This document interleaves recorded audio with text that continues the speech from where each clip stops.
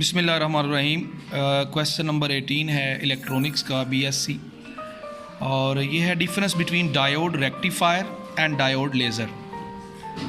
मैंने मुख्तसर सा लिख लिया है, बहुत इंपॉर्टेंट पॉइंट्स भी लिख लिए हैं ताकि आपको आसानी से समझ आ जाए। आप इसको रीड करेंगे और अच्छे से समझेंगे। समझने के बाद आप बुक रीडिंग करेंगे तो उम्मीद है इंशाल्लाह ताला आपको किसी किस्म की कोई कन्फ्यूजन बाकी नहीं रहेगी। मसला आज का हमारा ये है कि डायोड रेक्टिफायर और डायोड लेज़र में फ़र्क क्या है। डायोड रेक्टिफायर तो सिंपली एसी को डीसी में कन्वर्ट करता है और ये वन वे कंडक्शन है, यानी अगर फॉरवर्ड बायस होगा तो कंडक्ट करेगा, अदरवाइज़ नहीं करेगा। हाफ वेव और फुल वेव, इसकी ये दो टाइप्स हैं, अच्छे तरीके से पढ़ चुके हैं। आगे आ जाता है हमारे पास डायोड लेज़र क्या होता है। Semiconductor diode act as a laser किस किस चीज़ पे कंसिस्ट करता है? Lasing medium and sandwich between P and N type of materials. अब इसमें हमारे पास सबसे पहले आप इसकी डायग्राम को देखें तो ये हमारे पास एन टाइप है और ये हमारे पास पी टाइप है। दो लेयर्स पी टाइप की हैं और दो ही हमारे पास एन टाइप की हैं। यहाँ ये जो पी टाइप की दो लेयर हैं, इसमें पहली लेयर गैलियम आर्सेनाइड की है, दूसरी गैलियम एल्यूमिनियम आर्सेनाइड की है। फिर एन टाइप जो इसके साथ यहाँ अटैच है वो गैलियम एल्यूमिनियम आर्सेनाइड की है और एन टाइप जो है वो गैलियम आर्सेनाइड का है। ब्लैक लाइन जो मैंने आपको यहाँ शो करवाई हुई है, इसकी विड्थ 0.2 माइक्रोमीटर है और ये गैलियम आर्सेनाइड की बनी होती है और ये एक्टिव रीजन होता है जहाँ से आपके पास इलेक्ट्रॉन की एमिशन होगी। कंस्ट्रक्शन इसकी ये है कि जो डायग्राम को आपको मैंने एक्सप्लेन की है उसमें गैलियम एल्यूमिनियम आर्सेनाइड ये इसकी एब्रीवेशन है, और गैलियम आर्सेनाइड ये सिंपली जो सैंडविच है आपका पी टाइप और एन टाइप के दरमियान मटेरियल, ये वो उससे बना होता है। ठीक है जी। अब आप देखें कि ये जो इसका अपर पोर्शन है वो है क्लेव्ड मिरर फेस, यानी जिसके ऊपर बेसिकली मिरर रिफ्लेक्शन होती है।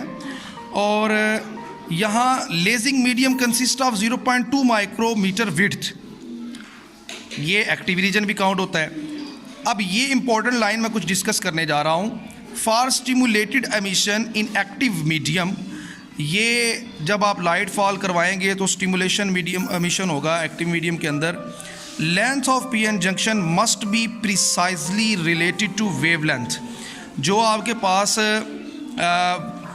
एमिशन होगी फोटॉन्स की, जब पी टाइप और एन टाइप से आप एन टाइप से इलेक्ट्रॉन इंजेक्ट करेंगे और पी टाइप से होल इंजेक्ट करेंगे, जो आगे हम इसकी वर्किंग के अंदर पढ़ेंगे। बेसिकली जो लेंथ है पी एन जंक्शन की वो प्रिसाइजली रिलेटेड होनी चाहिए wavelength of the emitted light. और वर्क इन फॉरवर्ड बायस, जारी बात है कि डायोड है, जब ये फॉरवर्ड बायस होगा तब ही ये वर्क करेगा। ये थी इसकी कंस्ट्रक्शन।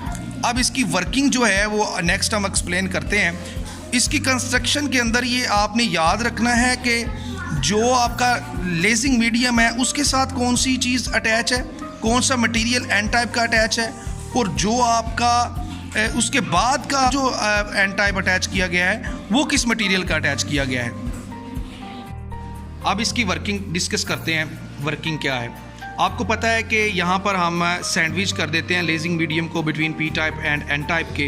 होता ये है, electron are injected by external medium into N type, यानी यहाँ से आप इलेक्ट्रॉन को इंजेक्ट करते हैं एक्सटर्नल मीडियम से एन टाइप में।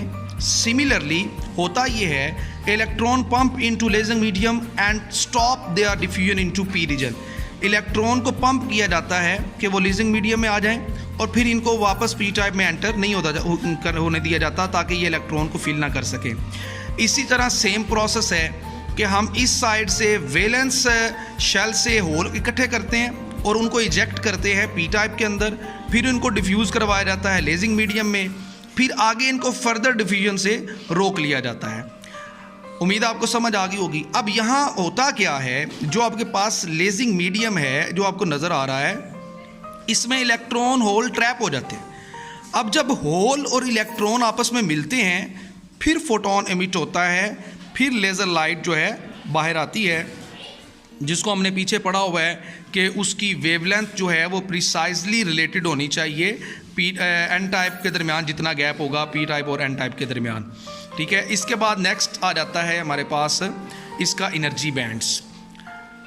एक्टिव रीजन क्या होता है?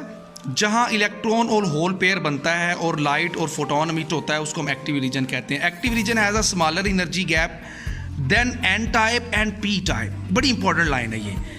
ई जो इलेक्ट्रॉन है इंजेक्ट किए जाते हैं इनटू कंडक्शन बैंड, ठीक है, और होल इंजेक्ट किए जाते हैं इनटू वैलेंस बैंड।